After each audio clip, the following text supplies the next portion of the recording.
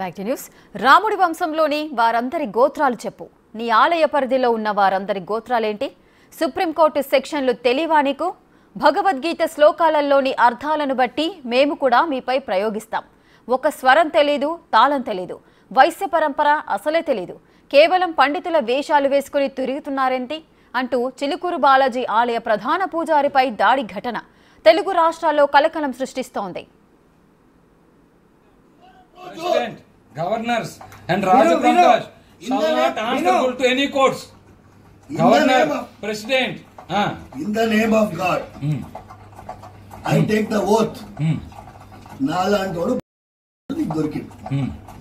ఇదే పని ఇవాళ రోజు శబరిమల జడ్జిమెంట్ లో ఈ దేశంలో శ్రీరాముడికి అధికారం లేదు అని ఒక జడ్జి చెప్పిండు. ఇదే పని కూర్చోండి.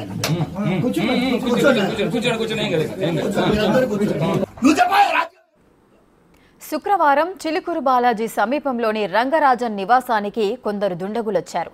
రామరాజ్యం స్థాపనకు మద్దతివ్వాలని కోరారు. అందుకు ఆయన నిరాకరించడంతో గొడవకు దిగారు. దాడికి తెగబడ్డారు. అడ్డుకునేందుకు యత్నించిన రంగరాజన్ కుమారుడిపైన దాడికి పాల్పడ్డారు. ఇదే చివరి హెచ్చరిక అంటూ వార్నింగ్ ఇచ్చి మరీ వెళ్లారు. ఇదే పని ఇవాళ రోజు శబరిమల జడ్జిమెంట్ లో ఇదే అంశంపై బజరంగ్ దళ్, విహెచ్పీలను బిగ్ టీవీ ఆరా తీయగా వీరసలు ఎవరో తమకు తెలియదని అంటున్నారు. వీళ్ల మాటలు కూడా ఒక అర్థం పర్థం లేకుండా కొనసాగుతున్నాయని అన్నారు. 4 సెక్షన్లు నేర్చుకున్నంత మాత్రాన లాయర్లు అయిపోరని, భగవద్గీత శ్లోకాలు చెప్పినంతనే పండితులు కారని, ఒక శృతి స్వరం లేకుండా త్యాగరాయ కీర్తనలు పలకగానే గాయకులు అయిపోరని తీవ్ర స్థాయిలో ధ్వజమెత్తుతున్నారు హిందూ సంఘాల వారు. యస్యనాహంకృతో భావో బుద్ధిరేశ్య నలిప్యతే హత్వాపి సహిమాన్ లోకాన్ హంతి ప్రయోగించే అవకాశం మాకు లేదా?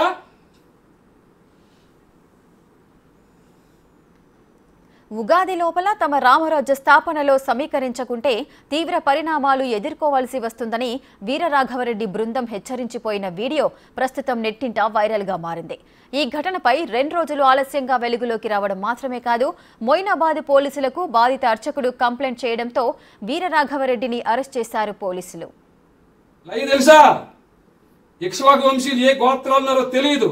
క్షాత్రం కలిగిన వారు మీ పరిధిలో ఎంతమంది ఉన్నారో తెలియదు. వైశ్య పరంపర 44వ శ్లోకంలో చెప్పిన వైశ్యులు కృషి గోరక్ష వాణిజ్యం మీ ఆలయ పరిధిలో ఎంతమంది ఉన్నారో తెలియదు. అన్య మత ప్రార్థనా మందిరాల్లో బోధిస్తున్నారు ఈ దేశాన్ని ఎలా దోచుకోవాలని. తెలిసిందల్లా ఒకటే, బలుపు అంతా ఒకటే, బలుపు అహంకారం ఒకటే.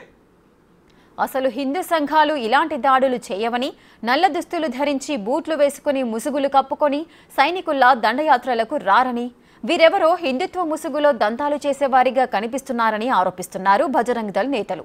వీరరాఘవరెడ్డి రాజమండ్రి ప్రాంతానికి చెందినవాడని, ఇతడిపై తమకు గతంలో కూడా ఫిర్యాదులు అందాయని, అక్కడ కొందరు పూజారులపై వీరు దాడులు చేసినట్టు తమకు సమాచారం ఉందని అన్నారు బజరంగ్ దళ్ స్టేట్ కన్వీనర్ శ్రీరాములు.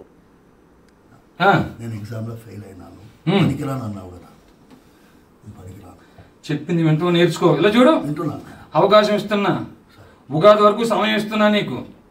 రామరాజ్ ఉన్నంతా పక్కన పెట్టు, రామరాజ్య స్థాపన కోసం పనిచేయి. ఆ తర్వాత లేదా ఎవరో కాపాడుతారు, ఎవరో చేస్తారు, రిట్ పిటిషన్లు, ఎస్ఎల్పీలు వేస్ట్, క్యూరేటివ్స్ దాకా ఉన్నాయి, వాళ్ళే దొంగలు. ఇదిలా ఉంటే వీరరాఘవరెడ్డికి సంబంధించిన పాత వీడియోలు సైతం వెలుగులోకి వస్తున్నాయి. గతంలో తెలంగాణపై కూడా అనుచిత వ్యాఖ్యలు చేశాడు వీరరాఘవరెడ్డి. అంతేకాదు, వెంకటేశ్వర స్వామి గుడిలో భజన చేసుకుంటున్న ఒక భక్తుడిని పోలీసులు అనవసరంగా కొట్టారని, పోలీసు వారికి డిజిటల్ నోటీసులు జారీ చేశాడు రాఘవరెడ్డి. రామరాజ్యానికి బాధితుడు ఫిర్యాదు చేసుకున్నాడని, అందుకే తాము చర్యలకు దిగాల్సి వచ్చిందని అన్నాడు వీరరాఘవరెడ్డి. ఇతడు గతంలో చేసిన వీడియోలు ఇప్పుడు ఒక్కొక్కటిగా బయటకొస్తున్నాయి. కలిని బంధించడం కోసం వచ్చామని ఆయన మేము వచ్చింది. అయ్యా, మీ రావడం అందం మాకు లేకపోవచ్చు నాయన, కానీ మమ్మల్ని పంపించిన వాడు హరిగుణ మణిమయేశ్వరములు గళమున శోభిల్లు భక్త కోడులిలలో. హరిగుణ శ్రీనిల గోత్ర క్షాత్రం గుండెల్లో ఉంటానంటే కాళ్ళ దగ్గర పెట్టిన దుర్మార్గుడు నేను. ఏ మాత్రం జాలి దయ లేని వాడిని. ఎందుకు వచ్చానంటే ఆ ముక్కంటి పిలిచిన పిలుపుకి వచ్చాను నేను. చట్టాన్ని తన చేతుల్లోకి తీసుకునే ధోరణిలో ఈ వీడియోలోని రాఘవరెడ్డి వ్యాఖ్యలుండటం గమనార్హం.